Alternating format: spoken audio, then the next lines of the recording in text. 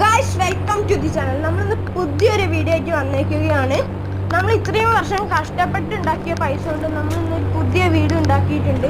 അത് മാത്രമല്ല, നമ്മുടെ അടുത്തൊരു സ്പെഷ്യൽ കാറുണ്ട്. ഒരു ഗ്യാങ്സ്റ്റർ അടിച്ചു നോക്കിയ കാറാണത്. ഒരു RGB റോൾസ് റോയ്സ് ആണ്. ഇവിടെയുള്ളതിൽ വെച്ച് ഏറ്റവും കോസ്റ്റ്ലി കാറാണത്.